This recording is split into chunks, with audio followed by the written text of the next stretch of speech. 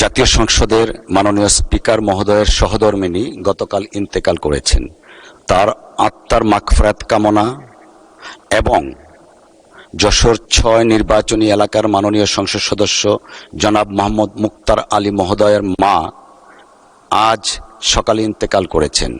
তাদের উভয়ের আত্মার মাগফিরাত কামনা করে দোয়া পরিচালনা করার জন্য আমি মাননীয় চিফ হুইপ মহোদয়কে অনুরোধ করছি।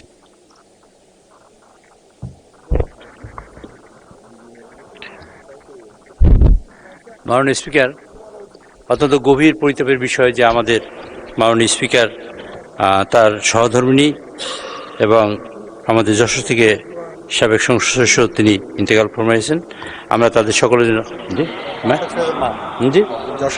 সংসদ সদস্যের মা তিনি ইন্তেকাল ফরমাইছেন, আমরা তাদের সকলের জন্য দোয়া করি। আল্লাহ আমিন।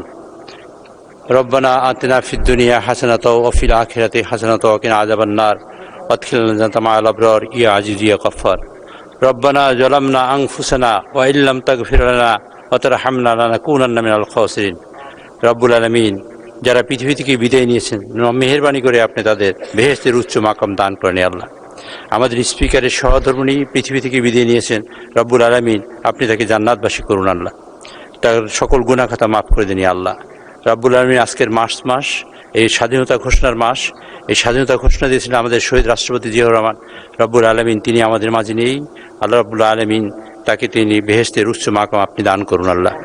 আমাদের গণতন্ত্রের মা এবং তিনবার প্রধানমন্ত্রী, সাবেক প্রধানমন্ত্রী বেগম খালেদা জিয়া অনেক নির্যাতন, নির্মম নিপীড়নের কারণে পৃথিবী থেকে বিদায় নিয়েছেন।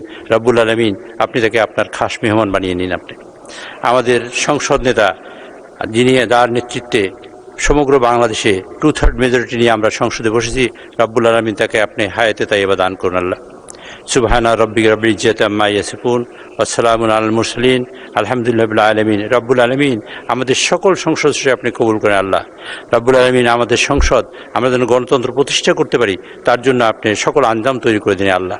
সুবহানা রাব্বিকা রাব্বিল ইজ্জাতি আম্মা ইয়াসিফুন ওয়া সালামুন আলাল মুরসালিন আলহামদুলিল্লাহি রাব্বিল আলামিন।